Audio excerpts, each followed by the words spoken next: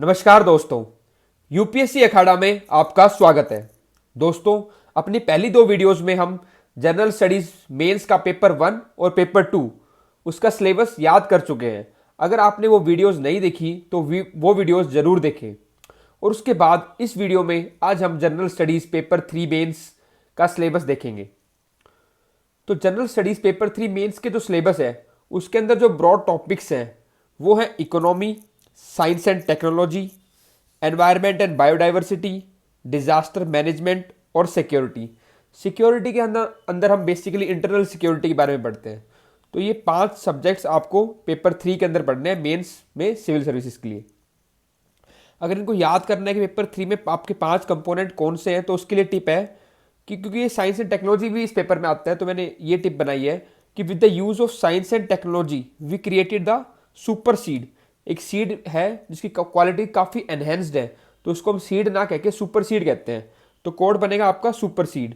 तो सुपर में एस जो है उससे आप याद कर लेना साइंस एंड टेक्नोलॉजी, फिर सीड का जो एस है उससे बनेगा आपका सिक्योरिटी, ई से इकोनॉमी, और अगले ई से एनवायरनमेंट एंड बायोडाइवर्सिटी, और डी से डिजास्टर मैनेजमेंट। जैसे कि मैंने आपको पहले ही बताया कि आपको सिलेबस और उसके कंपोनेंट याद करना बहुत जरूरी है, ठीक है। तो इसीलिए मैं कोशिश करता हूँ कि जहाँ हो सके वहाँ आपको ट्रिक्स बता सकूँ कैसे आप सिलेबस के कंपोनेंट्स याद रखेंगे। तो अगर आप पेपर 3 जैसे आपके दिमाग में आए तो आपको कोड आना चाहिए सुपर सीड। एस से आपको उसमें साइंस एंड टेक्नोलॉजी, फिर दूसरे एस से ये सिक्योरिटी, फिर इकोनॉमी, एनवायरनमेंट, बायोडाइवर्सिटी और डिजास्टर मैनेजमेंट। तो ये तो आपके हो गए ब्रॉड कंपोनेंट्स पेपर 3 के। अब हम इंडिविजुअली देखेंगे कि हर एक कंपोनेंट में क्या क्या आता है। तो इकोनॉमी की बात करें तो सबसे पहले तो उसमें 4 कंपोनेंट्स हैं जो आपको पढ़ने हैं। तो पहले में आप पढ़ोगे सबसे पहले प्लानिंग के बारे में, इंक्लूसिव ग्रोथ के बारे में, ये काफ़ी इंपॉर्टेंट टॉपिक है इंक्लूसिव ग्रोथ, ठीक है। फिर डेवलपमेंट के बारे में, उसके बाद एग्रीकल्चर के पोर्शन है इसके अंदर, फिर इंडस्ट्री और इंफ्रास्ट्रक्चर। तो ये चीज़ें आपको पढ़नी है इकोनॉमी के अंदर। अब इकोनॉमी हम देखते हैं डिटेल के अंदर कि इकोनॉमी में क्या क्या सब्जेक्ट्स या क्या क्या टॉपिक्स आपको पढ़ने हैं। तो पहला टॉपिक आपका आएगा इंडियन इकोनॉमी के बारे में, ठीक है। उसके अंदर प्लानिंग, उसकी क्या क्या प्लानिंग होती है, स्टेजेस हैं, नीति आयोग जैसे हो गया वो प्लानिंग का पार्ट है, ठीक है। रिसोर्स मोबिलाइजेशन, ग्रोथ, डेवलपमेंट और एम्प्लॉयमेंट, ये बेसिक चीज़ है इकोनॉमी की जो आपको पता होना चाहिए, ठीक है। उसके बाद है inclusive growth and issues rising from it. ये वाला टॉपिक काफ़ी इंपॉर्टेंट है, इसमें आपको अच्छे से पढ़ना है इंक्लूसिव ग्रोथ क्या है, ठीक है। उसकी डेफिनेशन, फीचर्स क्या क्या होते हैं इंक्लूसिव ग्रोथ के, और इंक्लूसिव ग्रोथ को आपको लिंक करना है सस्टेनेबल ग्रोथ से कि कैसे इंक्लूसिव ग्रोथ है वो आपके कंट्री के अंदर या वर्ल्ड के अंदर सस्टेनेबिलिटी लेके आएगी। तो inclusive growth link it with the sustainable growth. उसके बाद गवर्नमेंट बजटिंग के बारे में आपको पता होना चाहिए। फिर उसके बाद आपका स्टार्ट होता है एग्रीकल्चर का पोर्शन, तो उसमें आपको मेजर क्रॉप्स और क्रॉपिंग पैटर्न उसका आइडिया होना चाहिए, ठीक है। फिर different types of irrigation and irrigation system, ये आपको पढ़ना है। फिर storage, transport and marketing of agriculture produce, तो जो भी आपका एग्रीकल्चर प्रोड्यूस हुआ है उसको कैसे स्टोरेज करना है, क्या क्या तरीके हैं उसके, ठीक है, ट्रांसपोर्टेशन और उसकी मार्केटिंग। और उसके बाद आपको पढ़ना है E technology in aid of farmers, तो इलेक्ट्रॉनिक्स या डिजिटल मीडियम के थ्रू कैसे फार्मर्स की हेल्प हो सकती है। उसके बाद टॉपिक्स हैं आपके फार्म सब रिलेटेड सब्सिडीज जो भी है, ठीक है, मिनिमम सपोर्ट प्राइस एमएसपी जो है, इनके अंदर आपको क्या क्या पढ़ना है कि इश्यूज क्या क्या आ रहे हैं, ठीक है, फार्म सब्सिडीज से या एमएसपी से रिलेटेड। जैसे कि सब्सिडीज देने से या फिर एमएसपी से क्या होता है, there is a distortion in the cropping pattern, जिनकी एमएसपी ज़्यादा है वही क्रॉप्स फिर ज़्यादा ग्रो होती है, या फिर उससे फिजिकल डेफिसिट भी बढ़ता है गवर्नमेंट का। और टारगेटेड बेनिफिशियरी जो सब्सिडीज़ हैं, तो क्या बिल्कुल सही जो रिक्वायरमेंट्स है जो बेनिफिशियरी उन्हीं के पास डायरेक्ट सब्सिडी जा रही है नहीं जा रही है। तो ऐसे क्या डिफरेंट इश्यूज जो है आपका फार्म सब्सिडीज़ के अंदर और एमएसपी के अंदर, ये सब आपको एड्रेस करने हैं इस पार्ट के अंदर। उसके बाद आपका टॉपिक आता है पब्लिक डिस्ट्रीब्यूशन सिस्टम, इसके बारे में आपको पता होना चाहिए, पीडीएस, ठीक है। बफर स्टॉक, फूड सिक्योरिटी, इनके बेसिक के साथ साथ कोई नए रिफॉर्म्स आए हों इसके अंदर, जैसे छत्तीसगढ़ मॉडल था, ठीक है। बिहार मॉडल भी काफ़ी फेमस चल रहा है आजकल, पायलट प्रोजेक्ट है सेंट्रल गवर्नमेंट का बिहार के अंदर पीडीएस को इंप्रूव करने के लिए, ठीक है। न्यू स्कीम्स कोई लॉन्च हुई हो, तो ऐसे कोई रिसेंट डेवलपमेंट या फिर रिफॉर्म्स या स्कीम्स लॉन्च हो ना, तो वो सब आपको जरूर ध्यान रखना है इसके अंदर, public distribution system, buffer stock और फूड सिक्योरिटी में। उसके बाद आप देखो technology missions and economics of animal rearing. फिर ये टेक्नोलॉजी मिशंस के अंदर से डिफरेंट एग्रीकल्चर रिवोल्यूशंस हो गए और कोई टेक्नोलॉजी आई जो एग्रीकल्चर के अंदर, ठीक है, ये सब आपको देखना है, technological missions and economics of animal rearing. उसके बाद आपको फूड प्रोसेसिंग पढ़ना है, ठीक है, इसके अंदर संपदा स्कीम भी आई हुई है, या फिर और भी ऐसे डिफरेंट जो मेथड्स है फूड प्रोसेसिंग के, कैसे ये फूड प्रोसेसिंग के एडवांटेजेस हैं, क्या इसमें चैलेंजेस हैं, ये सब आपको फूड प्रोसेसिंग के बारे में पता होना चाहिए। और उसके बाद आप कवर करोगे इकोनॉमी के अंदर लैंड रिफॉर्म्स। तो इकोनॉमी में के अंदर पहला आपका प्लानिंग वाला पार्ट कंप्लीट हो गया, ग्रोथ डेवलपमेंट। उसके बाद आपने एग्रीकल्चर देख लिया। अब हम देखेंगे इंडस्ट्री के बारे में। तो उसमें आपको करना है अगला टॉपिक जो आपका effect of liberalization on economy, ठीक है, changes in industrial policy and their effect on industrial growth. तो ये पार्ट आपका क्या होगा, इंडस्ट्री का पार्ट जो है वो कवर करेगा इसके अंदर। तो देखो फिर आप ब्रॉड आइडिया रखो। पेपर 3 के अंदर हमने याद किया था सुपर सीड 5 कंपोनेंट थे, science and technology, security, economy, ठीक है, एनवायरमेंट एंड बायोडाइवर्सिटी और डिजास्टर मैनेजमेंट। फिर हम इकोनॉमी के अंदर आए। अब इकोनॉमी के अंदर भी 4 पार्ट्स हमने करे थे, ठीक है। पहले बेसिक प्लानिंग वाला पार्ट था, फिर एग्रीकल्चर, फिर इंडस्ट्री और लास्ट में इंफ्रास्ट्रक्चर। तो ऐसे अगर आप याद रखोगे ना तो आपका पूरा सिलेबस याद हो जाएगा, ठीक है। फिर हम आगे बढ़ते हैं अपना इंफ्रास्ट्रक्चर वाले पार्ट पे। तो इंफ्रास्ट्रक्चर में आपको क्या पढ़ना है, एनर्जी, पोर्ट्स, रोड्स, एयरपोर्ट और रेलवेज। इंफ्रास्ट्रक्चर को याद करने का सिंपल तरीका है, 4 तो आपके देखो किससे रिलेटेड हो गए, मोड ऑफ ट्रांसपोर्ट से रिलेटेड हो गए, पोर्ट रिलेटेड हो गया आपका वाटरवेज से, ठीक है, रोड्स रोडवेज से हो गया, एयरपोर्ट आपका एयरवेज से हो गया, ठीक है, रेलवेज अपना रेलवेज है ही मोड ऑफ ट्रांसपोर्ट। और एक और याद करना आप एनर्जी। तो ये आपके 5 हो गए इंफ्रास्ट्रक्चर के अंदर। उसके बाद आपको different types of investment model से याद करने हैं, जैसे कि पब्लिक प्राइवेट पार्टनरशिप और जो बाकी होते हैं, ठीक है। इसके बाद याद रखना इकोनॉमी के अंदर आपको किस चीज़ पे फोकस रखना पड़ता है अपना मेंस के अंदर, कि project launch by the government and there impact. तो गवर्नमेंट ने क्या क्या प्रोजेक्ट लॉन्च किए हैं, ठीक है, नए जो प्रोजेक्ट लॉन्च किए और उनका इम्पैक्ट क्या पड़ा इकोनॉमी के ऊपर या सोशो इकोनॉमिक डेवलपमेंट के ऊपर कंट्री की। उसके बाद सस्टेनेबिलिटी एंगल जरूर याद रखना आप इकोनॉमी के अंदर, कि एग्रीकल्चर होगी, ठीक है, या एनर्जी होगी या रिसोर्स यूटिलाइजेशन हो गया, इन सब के अंदर सस्टेनेबल का एंगल का एंगल जरूर याद रखना कि जो भी हम एग्रीकल्चर प्रैक्टिस लेके आ रहे हैं तो वो क्या वो सस्टेनेबल है, ठीक है, या फिर एनर्जी मेथड जैसे सोलर एनर्जी हो गया ये सस्टेनेबल है, ठीक है। तो सस्टेनेबिलिटी का एंगल जरूर देना आप इसमें इकोनॉमी वाले पोर्शन के अंदर, और इसको अच्छे से पढ़ना सस्टेनेबिलिटी एंगल को। उसके बाद गवर्नमेंट की स्कीम्स, ठीक है, और बजट और इकोनॉमिक सर्वे, ये आपको बहुत अच्छे से पढ़ना है इस पोर्शन के लिए। अब हम देखते हैं साइंस एंड टेक्नोलॉजी। तो हमारा पहला इकोनॉमिक्स वाला पार्ट कंप्लीट हो गया सिलेबस का। अब हम देखेंगे साइंस एंड टेक्नोलॉजी के अंदर आपको क्या क्या पढ़ना है। तो इसके अंदर आपको 4 चीज़ फोकस करनी है। सबसे पहले science and technology development and their application and effect in everyday life. तो कोई भी रिसेंट साइंस एंड टेक्नोलॉजी को डेवलपमेंट हुई हो उसके बारे में आपको पढ़ना है, उनकी क्या क्या एप्लीकेशंस है और एवरीडे हमारी जो लाइफ है उसके ऊपर क्या इफेक्ट पड़ रहा है उस डेवलपमेंट का, ठीक है, या वो जो टेक्नोलॉजी डेवलप हुई है। उसके बाद आपको पढ़ना है achievements of Indians in science and technology. Indians जो है उनकी क्या अचीवमेंट्स है ये साइंस एंड टेक्नोलॉजी के अंदर। और अगला है indigenisation of technology and developing new technology. तो जो हम इंडिजीनियसली डेवलप कर रहे हैं कोई टेक्नोलॉजी डिफरेंट फील्ड्स के अंदर, वो आपको पता होनी चाहिए कौन कौन सी टेक्नोलॉजी हम इंडिजीनियसली डेवलप कर रहे हैं, और कोई नई टेक्नोलॉजी अगर हम डेवलप कर रहे हैं तो उसके बारे में, ठीक है। फिर उसके बाद awareness in fields of information technology.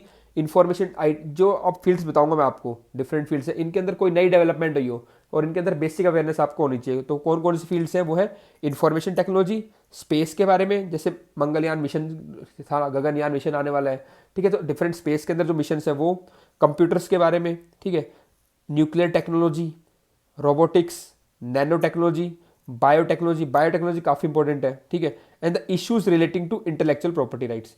तो इन चीज़ के बारे में भी आपको पता होना चाहिए। तो देखो आपने सिंप्लीफाई कर लिया भाई, साइंस एंड टेक्नोलॉजी में को 4 चीज़ें देखनी है। पहला नई डेवलपमेंट्स, उनकी एप्लीकेशन एवरीडे लाइफ में, जो इंडियंस हैं उनकी अचीवमेंट्स, ठीक है, इंडिजिनाइजेशन ऑफ टेक्नोलॉजी, और जो डिफरेंट फील्ड्स जो आपको बताइए इनके बारे में बेसिक आपको अवेयरनेस, कोई नई डेवलपमेंट हुई है तो इनके अंदर। उसके बाद याद रखना नोट क्या है कि focus recent developments that impacted humans. तो साइंस एंड टेक्नोलॉजी में आपको उन पे चीज़ों पे फोकस करना है, कोई नई डेवलपमेंट हुई है, नई टेक्नोलॉजी डेवलप हुई है, ठीक है, जिसने ह्यूमन के ऊपर काफ़ी इंपैक्ट किया है, उनके ऊपर आप जरूर फोकस रखें अपना। अब इकोनॉमिक्स साइंस एंड टेक्नोलॉजी का हम करेंगे एनवायरमेंट एंड बायोडाइवर्सिटी। तो जैसे साइंस एंड टेक्नोलॉजी हमने 4 कंपोनेंट किए थे, इसमें आपको 3 कंपोनेंट पे फोकस रखना है।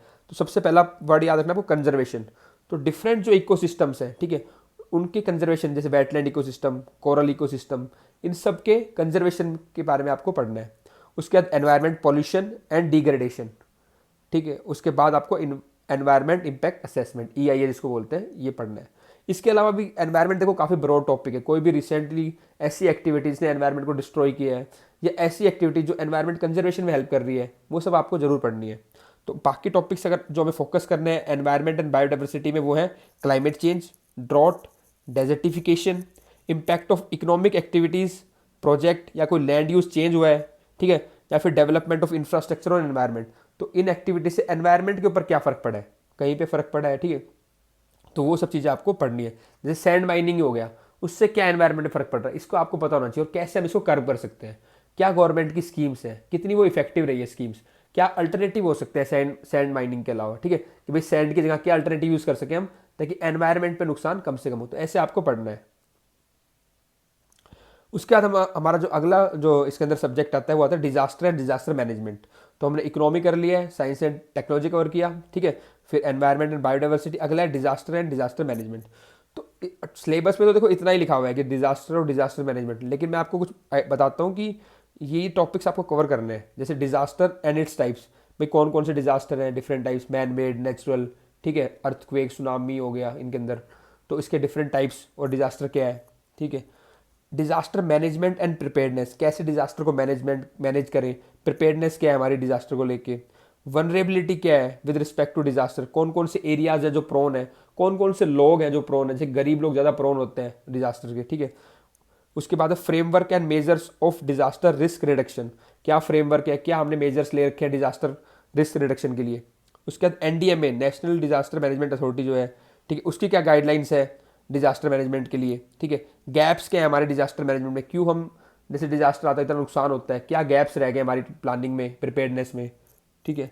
फिर उसके बाद कोई केस स्टडी, जैसे कि जो सक्सेस स्टोरी और डिजास्टर मैनेजमेंट की, ठीक है, उड़ीसा में साइक्लोन आया था फैलिन, वो काफ़ी फेमस केस स्टडी है, कैसे वहाँ पे साइक्लोन आने के बाद भी, ठीक है, जो लॉस जो काफ़ी कम किया एडमिनिस्ट्रेशन के द्वारा, तो वो केस स्टडी आपको पता होना चाहिए कि पहले कितनी प्रॉपर्टी लॉस होती थी, कितना पैसा खराब होता था, ठीक है, कितनी लोगों की जान जाती थी, और बाद में जब वो फैलिन जब आया था उस टाइम क्या एडमिनिस्ट्रेशन ने तैयारियाँ की जिससे जो लॉस हुआ वो कम हुआ। तो ऐसी कोई केस स्टडी अगर आप कोट करोगे एग्जाम में तो वो आपको सब्सटेंशिएट करेगी आपके आंसर को। उसके बाद ये बस यही है, ठीक है, डिजास्टर के अंदर note the above mentioned topics are not written in the syllabus but need to be covered. ये मैं आपको पहले बता चुका हूँ कि सिलेबस में नहीं दे रखे, पर मेरे हिसाब से आपको एक चीज़ें कवर करनी चाहिए डिजास्टर के अंदर। उसके बाद हमारा लास्ट जो सेक्शन है इसके अंदर हुआ सिक्योरिटी का। सिक्योरिटी में बेसिकली हम इंटरनल सिक्योरिटी के देखते हैं कि ऐसी इवेंट्स जो हमारी इंटरनल सिक्योरिटी को डिस्टर्ब करती हैं वो चीज़ें हमें पढ़ना है, ठीक है। तो पहला linkages between development and spread of extremism, तो लैक ऑफ डेवलपमेंट के कारण कैसे एक्सट्रीमिज्म जो बढ़ता जा रहा है, ठीक है, वो पढ़ना है। तो लेफ्ट विंग एक्सट्रीमिज्म हो गया इसके अंदर, गवर्नमेंट की क्या अप्रोच रही है, क्या स्कीम्स है, ठीक है, क्या डिफरेंट जो तरीके हैं गवर्नमेंट ने अपनाए जो लेफ्ट विंग एक्सट्रीमिज्म है उसको कम करने के लिए, क्या करेक्टिव मेजर्स लिए और उनका क्या इंपैक्ट पड़ा है, ये आपको पढ़ना है। उसके बाद role of state and non state actors in creating challenges to internal security. तो स्टेट जैसे पाकिस्तान मान लो या चाइना, कोई एक स्टेट होगा, नॉन स्टेट एक्टर हो गया जैसे जमायत इस्लामी, तो इनका क्या इफेक्ट पड़ रहा है हमारे इंटरनल सिक्योरिटी, ये कैसे चैलेंज है हमारे लिए इंटरनल सिक्योरिटी के। उसके बाद है challenges to internal security through communication. अब हम देखेंगे आईटी कम्युनिकेशन के थ्रू हमारी, या साइबर सिक्योरिटी, इनके थ्रू हमारे कैसे इंटरनल सिक्योरिटी में दिक्कत हो सकती है। तो challenges to internal security through communication network, role of media and social networking sites in internal security challenges, ठीक है।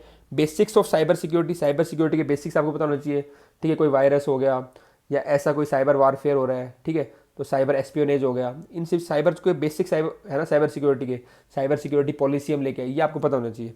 Money laundering and it's prevention, और इस जो ये जो टॉपिक है इसके अंदर आपको डेटा सिक्योरिटी इसके बारे में पता होना चाहिए, और use of digital media in spreading terrorism extremist ideology, तो कैसे डिजिटल मीडिया का यूज़ होके एक्सट्रीमिस्ट और जो है ना रेडिकल आइडियोलॉजी इसको फैलाया जा रहा है, ठीक है, और इसका क्या इंपैक्ट पड़ेगा हमारी इंटरनल सिक्योरिटी के ऊपर, ये सब आपको कवर करना है इस टॉपिक के अंदर।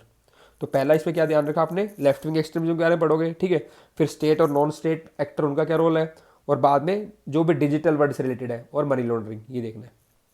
उसके बाद के टॉपिक्स हैं security challenges and there management in border areas. अब बॉर्डर एरियाज में क्या क्या सिक्योरिटी चैलेंज है, उनको कैसे मैनेज करें हम, जैसे अभी सी पैक बना है, चाइना पाकिस्तान इकोनॉमिक कॉरिडोर, इसका क्या इंपैक्ट पड़ेगा हमारी इंटरनल सिक्योरिटी के, ये आपको पता होना चाहिए। कैसे इनफिल्ट्रेशन या क्रॉस बॉर्डर मूवमेंट हो रही है, जैसे म्यांमार से, ठीक है, बांग्लादेश से इन्फिल्ट्रेशन हो रही है, ये सब आपको पता है, इसके क्या इंपैक्ट है, कैसे इनको रोके हम, ठीक है। उसके बाद मैरीटाइम और कोस्टल सिक्योरिटी, ये भी आपको पढ़ना है इसके अंदर। अगला टॉपिक है linkages of organise crime with terrorism, जैसे drug trafficking, human trafficking, money laundering, ये जो ऑर्गेनाइज क्राइम है इनका टेररिज्म से कैसे लिंक है। टेररिज्म भी आपको अलग से पढ़ना है, उसके अंदर टेररिज्म के क्या क्या कॉजेज हैं, क्या सॉल्यूशंस हो सकते हैं, ठीक है, क्या क्या लॉज है नेशनल और इंटरनेशनल लेवल पे टेररिज्म को कर्ब करने के लिए। उसके बाद लास्ट में आपको पढ़ना है various security forces and agencies and there mandate, तो डिफरेंट सिक्योरिटी फोर्सेज है हमारी, ठीक है, उनकी क्या क्या कौन कौन सी है, उनका क्या मैंडेट है। इसमें आपको फोकस किस पे रखना है, events and activities impacting India's internal security. जैसे पहले भी आईएसआई का चल रहा था, आईएसआई, ठीक है। तो ऐसे जो भी इवेंट्स या एक्टिविटीज़ जो हमारी इंटरनल सिक्योरिटी को कर सकती है ना, अफेक्ट कर सकती है, तो उसके बारे में आपको ज़रूर पढ़ना है, ठीक है। ठीक है दोस्तों, इस वीडियो में इतना ही। अगर आपको वीडियो अच्छी लगी तो इसे लाइक करें, ठीक है, और अपने दोस्तों के साथ शेयर भी करें, और चैनल को सब्सक्राइब करें और ऐसी वीडियोस देखने के लिए। ठीक है दोस्तों, धन्यवाद।